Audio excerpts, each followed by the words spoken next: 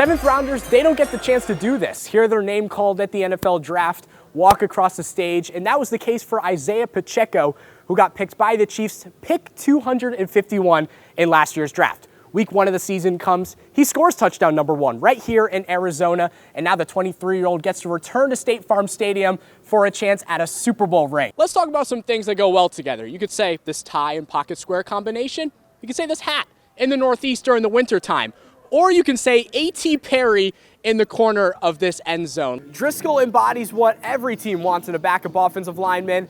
A big fella that'll show up and do his job each and every day. Mahomes is back on football's biggest stage for the 3rd time in 5 years. He's now the regular season MVP, and despite losing Tyreek Hill in the offseason, the Chiefs still had the best offense in all of football. Mahomes just knows how to make everyone better, and despite both quarterbacks having success on the field, they're making history offense. And this is a huge deal for the Suns, who just hours ago saw Kyrie Irving make his debut in Los Angeles for the Dallas Mavericks. Kevin Durant now goes to the Suns, makes them an instant competitor in the Western Conference. And before she calls it a career, she's got one more objective in the WNBA, and that's to add another ring to her collection. The Amsterdam native went from averaging just under 2 points per game to 12. But what's even crazier, in his first 2 seasons with the Orange, Edwards had 1 double-digit scoring game. Last year, he had 6 in the first month of the season. What if I told you in January, the Chiefs win 14 games and lead the NFL in receiving yards? They have 8 receivers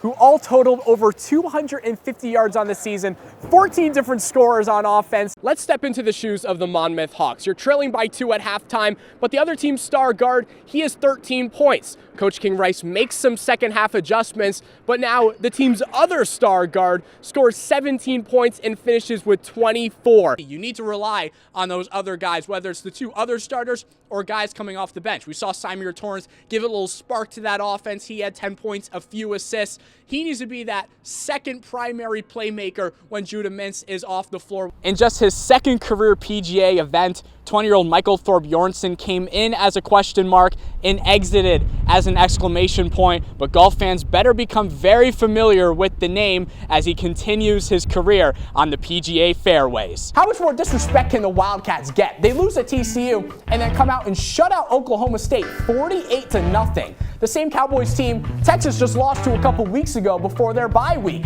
Kansas State is underdogs. I'll put $10 on them to cover on their own home field. Even after a month of not touching the ice, Syracuse hockey didn't have to stress about the rink melting. A freezing cold streak to end 2022 and enter the New Year losers of 4 straight. Up next, 2 top 10 teams, and safe to say it was no easy task. The number 5 team in the nation, Colgate, put up a 5-piece beating SU 5-2, and then number 10 Cornell came to Tennessee and won 4-1. Luckily for Syracuse, it's all CHA the rest of the way, but some work to do in order to repeat bringing a conference championship back to the 3-1-5. They shot the long ball over 50%, only took 16 three-pointers.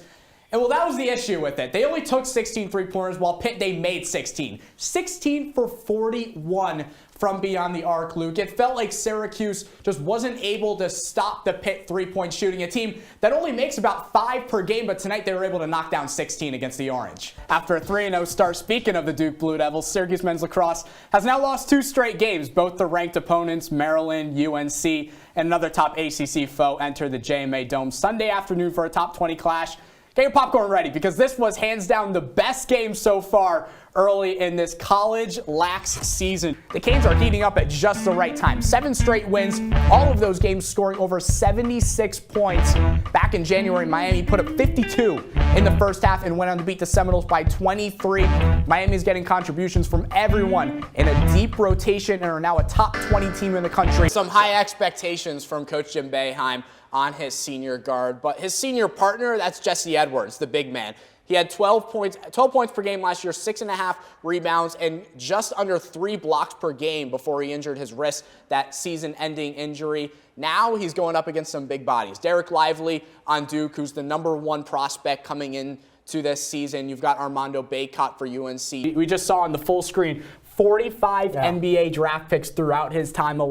Carmelo Anthony is obviously the big one. A long career at the Nuggets and the Knicks. Jeremy Grant's a current one. Yep. He's been great with the Pistons, the Trailblazers. But there also is some criticism when it comes to it, because he's had lots of lottery picks, first-round guys that just have played a year or two and just have not panned out in the NBA. Andrew, I sit back and I try to find one specific moment about this team, and it's really hard to pinpoint one because it feels like there were so many. So how will this season be remembered years down the road?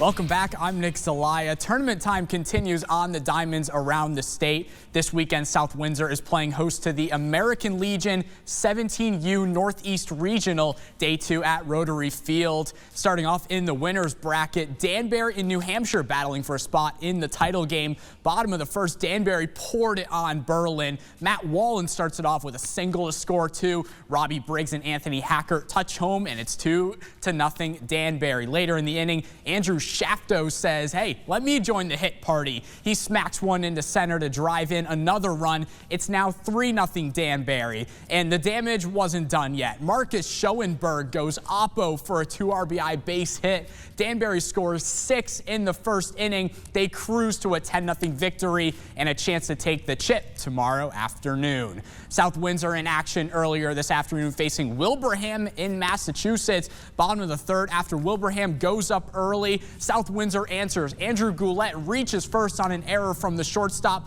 Windsor ties it all up at 2. But a tough 7th inning for South Windsor. A double steal from Wilbraham. Keegan Duke avoids the tag and slides in safely to give Wilbraham a 3-2 lead. Still in the 7th, Jack Strout rips one for a stand-up double. 2 runs come in to score, part of a 5-run 7th inning. Wilbraham takes it 7-2.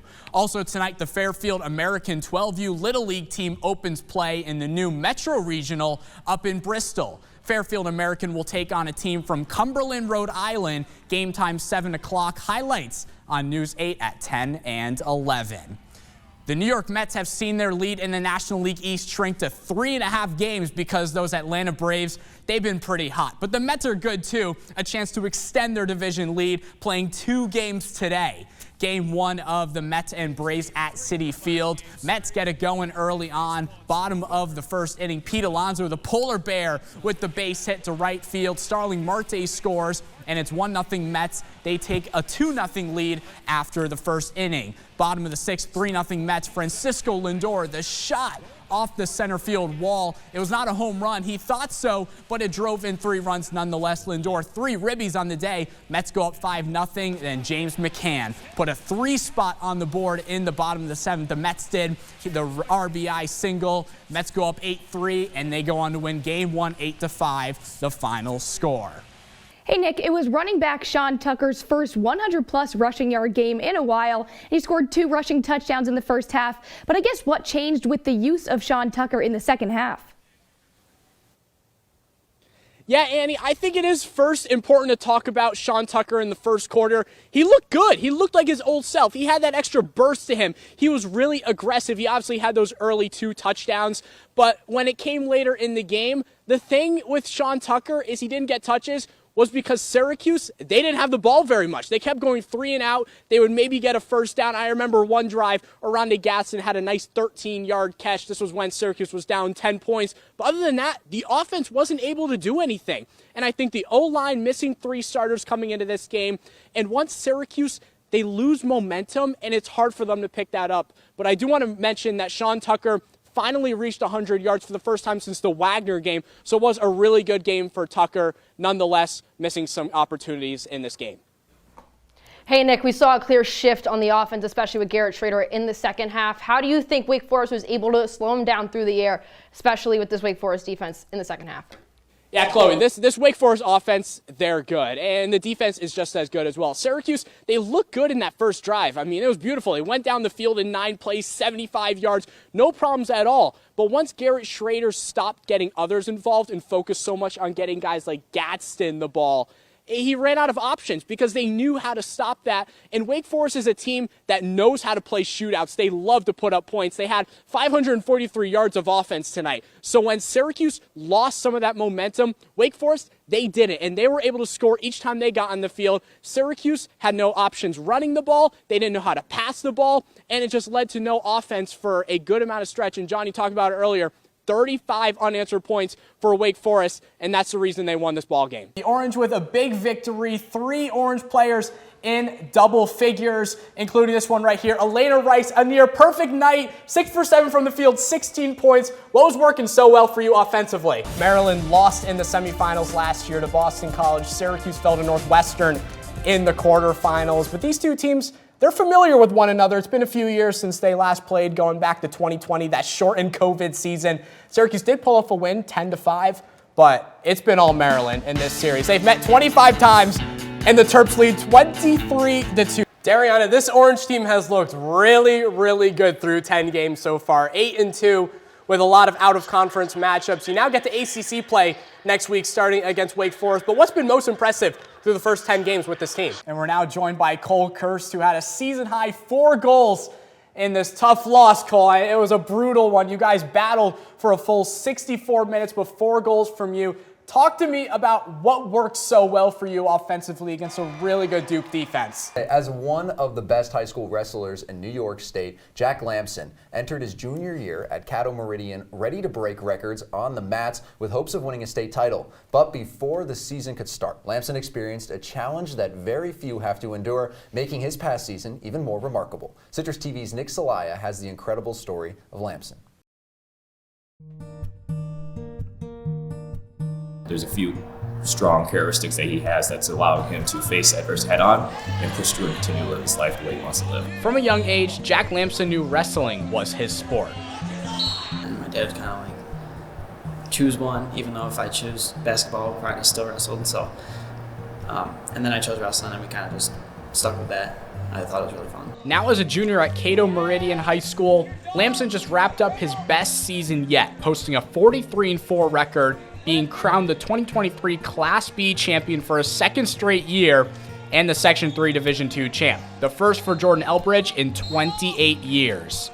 Coming in the state tournament, 40-1, feeling pretty confident, and I think it was a pretty dominant season. You know, it's not easy. Only 13 people a year get to do it for their weight classes, so there's over 30,000 kids that wrestle in the whole state.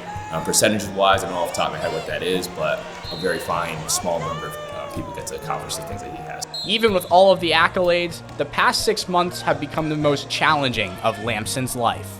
I didn't really think much of it. I could still see fine. Nothing was hurting. Everything was. And then they came in and told me that they didn't know what was wrong. And that's the moment that was kind of like, oh crap, this is kind of scary.